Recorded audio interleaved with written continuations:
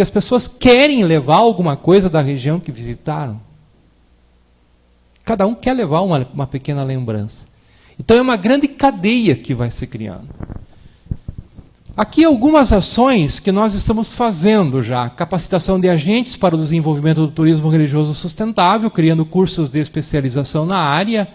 Aí nós temos já 2 parcerias em andamento com a Universidade Gama Filho do Rio de Janeiro. Lá tem uma cadeira de turismo. A gente está trabalhando a dimensão do turismo religioso. E com o SESC do Paraná, SENAC, essa dimensão de cursos de especialização para guias formados em turismo com a especialização do turismo religioso. Que isso falta.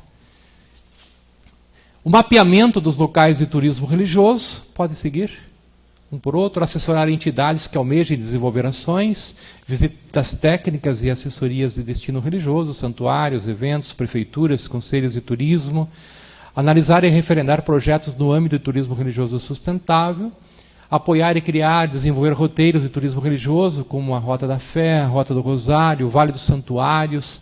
O Vale dos Santuários é toda a região lá de Santa Catarina, o Vale de Nova Trento, onde Blumenau, Brusque, o Rubem e a nossa equipe desenvolveu um trabalho grande. Assessorar, organizar e buscar legalizar os agentes que realizam peregrinações de maneira autônoma e espontânea. Aqui é um grande desafio, e acho que vocês da Secretaria de Turismo, né, Mesquita também pode dizer, né, são as pessoas que, sem nenhuma malícia, fretam qualquer ônibus, enchem de pessoas e viajam para Aparecida, e viajam para Padre Cícero, e viajam para cá e para lá, sem cuidados, né? Sem saber que isso é um grande risco. Nós temos, o Ministério do Turismo tem normas, tem que ir com seguro de vida, tem que ir com seguro de viagem, tem que ir com guia. O Ministério do Turismo tem nos pedido essa ajuda, e o próprio Santuário de Aparecida também, justamente porque haja uma organização de capacitação dessas pessoas, né, desses agentes freelancers, né? Alguns maldosamente dizem Maria Tour, né? Maria Tour, né? Porque Dona Maria que faz que freta um ônibus e junta pessoas para ir nessa viagem para cá e para lá. Isso é um risco. Por quê? Se for feito de uma forma espontânea, simplesmente sem nenhuma segurança, e sai da paróquia X, esse ônibus, infelizmente, se envolve num acidente, capota, morre uma pessoa, quem que é responsável por tudo isso, para indenizar as custas? Não é aquela pessoa, elas vão no que mandou. E onde mandou? Na paróquia. Saiu da paróquia, então a paróquia é responsável. Se a gente não analisar com cuidado, é um grande desafio. Então a Pastoral do Turismo também está pensando nisso, e por isso que nós estamos de olhos abertos, né, de criar pelo menos uma capacitação para essas pessoas, orientando que existem normas técnicas, leis que devem ser seguidas. Parcerias para o desenvolvimento de ações que gerem trabalho e renda, garantindo a sustentabilidade do processo. Participação em feiras e eventos. Aí está sendo muito interessante, porque é a presença da igreja de uma maneira assim, indelével, né, nesses grandes eventos empresariais. A igreja está presente, nós estamos mostrando a nossa cara. E a gente está ali, não para dizer o que fazer, mas para estar junto e dizer que existe um trabalho que está sendo desenvolvido. O intercâmbio com destinos turísticos de outros países. Aqui eu tive uma experiência interessante no ano passado. Eu estive a convite da Tour France, visitando os santuários franceses. E ali eu tive uma experiência maravilhosa em Lourdes e Salete.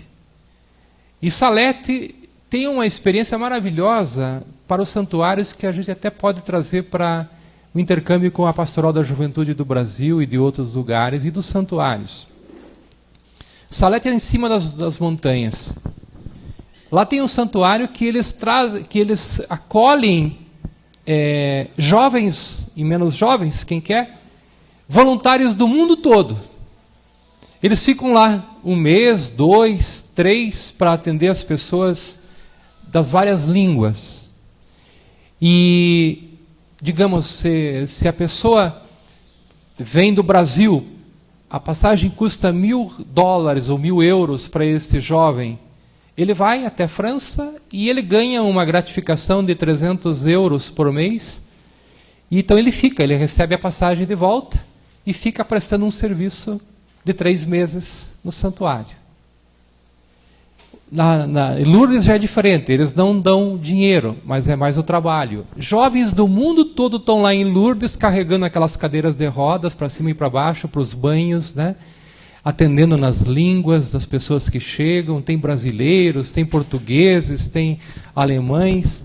É uma experiência de intercâmbio. Então, um jovem que faz uma experiência de voluntariado num grande santuário como esse, a sua vida se transforma totalmente, ela é diferente. Ele fica diferenciado. Uma experiência interessante que a gente pode pensar para os santuários brasileiros também. Esse intercâmbio com destinos turísticos. Aqui é a presidência do Pontifício Conselho do Turismo, do Vaticano, o padre Marcelo, o cardeal presidente, o bispo de Cancún, onde aconteceu o evento. Uma outra experiência que eu acabei participando e coordenando num ano foi esse cruzeiro católico, aqui o navio Harmonia, com quase 2.000 passageiros, partindo do Porto de Santos, vindo a Búzios, Rio de Janeiro, Salvador. É uma experiência nova de turismo religioso. Cruzeiro católico, ali você tem as pessoas das paróquias, das comunidades. Todo o evento é um grande retiro dentro do navio, que aí você une o lazer com o religioso, com a dimensão da fé. E é uma experiência muito interessante. Esse aqui é do Ministério do Turismo, 2010. Dentro do navio eu levei o evento. É um grupo de trabalho, o meeting de turismo religioso. Nós levamos o grupo para dentro do navio. Algumas experiências já de intercâmbio que estão sendo feitas. Podem seguir. Pode seguir. Pode seguir. Então, o turismo é uma das atividades da sociedade que está vivendo um crescimento grande, já foi falado. Envolve milhões de pessoas, tanto no emissivo quanto no receptivo, e deve ser considerado pela Igreja como uma nova ferramenta para a evangelização. Haja vista o sentimento de abertura e acolhimento, percebido de maneira acentuada nas pessoas envolvidas. Para frente. Não podemos ficar alheio a essa atividade. A nossa missão é disciplinar para que não se torne uma fonte especulativa para grandes empresas. Uma CVC da vida falando em turismo religioso, né? Porque é um nicho de mercado. Pode fazer, claro que pode. Mas vamos trabalhar. Ou empresas que eu conheço, vamos lá, oferecem tantos dólares para o padre para formar um grupo, para o padre levar para a Terra Santa, para levar em Jerusalém, peregrinação, sem nenhum critério. Sabe que o padre está na paróquia, as pessoas querem viajar, então, padre, o senhor vai ganha passagem de graça, ganha tantos dólares por dia para suas coisas, o senhor forma um grupo, né? E a dimensão da evangelização, todo o trabalho do guia espiritual. Então, esse é um trabalho que nós estamos fazendo de conscientização. Vejam aqui todos os números, 18 bilhões de dólares gerados e os grandes destinos. Pode seguir? Então, a palavra turismo, como eu disse antes, é giro, volta, viagem ou movimento, sair e retornar ao local de partida. Chegar até um ponto e retornar. Então, é o deslocamento temporário com retorno ao local de partida. Quando nós falamos em turismo religioso, nós somamos as duas palavras, o viajar e a fé. Ou seja, viajar motivados pela fé. Então, agregamos valor ao turismo e profissionalizamos o segmento religioso, que vem crescendo de maneira exuberante. O turismo abrange vários âmbitos. A pessoa que viaja tem interesses distintos, visitar parentes, amigos, passeio cultural, eventos, saúde, negócio, compras, assim por diante. Pode passar. A dimensão religiosa aplicada ao turismo deve ser reconhecida em sua dimensão espiritual e metafísica, né? Então é um dado, manifestar algum dado de religiosidade. Por isso que nós trabalhamos muito com cuidado a dimensão do turista e a dimensão do peregrino. Dom Odilo Scherer, o cardeal de São Paulo, ano passado, quando passou pela Expo Católica e retrasado também no Salão Peregrinos, onde nós coordenamos aquele salão de turismo religioso, daí ele fala, turismo religioso? Não, peregrino. O peregrino é um é alguém que está indo com a dimensão da fé, mas nós temos que trabalhar os dois, né? Que um turista não é só turista, ele é também peregrino, e um peregrino não é só peregrino, ele é também turista. Então, em dado momento, nós temos que trabalhar essas dimensões. O turismo religioso, diferente de todos os outros segmentos, tem como motivação a fé, está ligado ao calendário religioso ou ao atrativo. Pode seguir. Aqui nós temos a fé Bahá'í, pode seguir. As afro-brasileiras, pode seguir. Uma tenda de Umbanda, pode seguir. Aqui é dentro de um terreiro de Umbanda. Primeiro centro de Umbanda na rota de turismo religioso no Brasil. Não pediram autorização para colocar meu nome lá, mas quando eu vi até quase que levei um susto, né? Uma pedra fundamental no terreiro de Umbanda e está lá, né? Está lá meu nome, mas fica.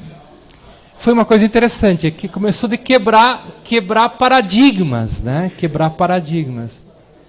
E hoje eles têm a gente com veneração, né? A partir disso, que é Terra Roxa, no interior do Paraná, lá na divisa com o Paraguai, criou-se já a lavação das escadarias da Igreja do Rosário em Curitiba, que é também promovida pelas religiões africanas. Uma certa resistência no começo, hoje aceita pelo arcebispo e pelos padres da arquidiocese. Pode seguir. O Vale do Amanhecer em Goiás, que é uma coisa interessante. Pode seguir. Pode seguir, budismo tibetano, templo da ciência, pode seguir, isso aqui em Goiás, pode seguir. O mundo islâmico, pode seguir.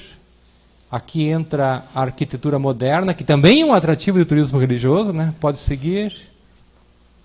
Os eventos de Natal podem ser grandes eventos de atração de turismo religioso, são cidades históricas, são cidades que são produzidas, pode seguir, aí tem Curitiba, né?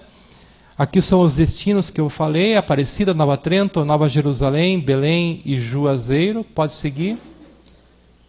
Aparecida, pode seguir. Santa Paulina, pode seguir. Nova Jerusalém, que é uma manifestação cultural, é um teatro, né? Não é um centro de peregrinação, mas o turismo religioso também tem shows, tem eventos. Aí nós vamos ver os atrativos do turismo religioso. O Ciro de Nazaré, o nosso companheiro aí, né, de Belém, né? Eu tive a experiência em Belém ano passado e foi uma coisa fenomenal. Ontem eu falava com o padre Antônio que o senhor bispo vai convidar o núncio para uma possível missa ali no santuário. E esse atual núncio apostólico, ele deu um exemplo assim de um testemunho de fé que eu fiquei impressionado em Belém, numa missa que ele celebrou de manhã. Ele disse que quando ele viu aquela multidão de pessoas em peregrinação, né, que são mais de 2 milhões, não é isso, Nelson? Mais de 2 milhões numa procissão, todo mundo apertado e rezando e cantando, a sua fé se sentiu revigorada. E ele pediu para Dom Alberto Taveira, que é o arcebispo de Belém, que se ele pudesse vir todos os anos, porque ele viria ao Ciro de Nazaré para fortalecer a sua fé com a fé do povo simples de Belém. Eu achei aquilo assim muito interessante, né? Porque essa manifestação da religiosidade popular, ela é capaz de atrair gente de todos os cantos. Aquilo que Dom Javier falou no início. A manifestação da tradição e da fé popular que está aí. Juazeiro do Norte, a grande experiência também, pode seguir. Na maioria dos casos, o que leva, ali está o português errado, esses turistas a praticar os diferenciados tipos de viagens religiosas, é a necessidade de estar em destinos onde a fé se apresenta com maior intensidade. Então pode ser que aconteceu um fato extraordinário, né? Milagres, curas. Agora a gente tem que cuidar também, né? Porque às vezes aí vão dizer, aqui tem um atrativo religioso, vamos criar aqui um roteiro. Por quê? Porque essa fonte é milagrosa, porque Nossa Senhora apareceu aqui, porque alguém viu ali. Esses cuidados é a questão do discernimento da equipe toda que deve trabalhar. Aquilo que é realmente genuíno, puro, e aquilo que é produzido, né? Porque aquilo que for produzido, que for só para comércio, isso não persevera, não cresce. O povo O povo tem um tino, o povo sabe identificar onde há uma manifestação religiosa. E é essa intuição popular é que nós devemos trabalhar. O fato extraordinário se espalha e muitas vezes se toma um âmbito nacional e internacional, fazendo com que a região passe a ser visitada por turistas nacionais e internacionais.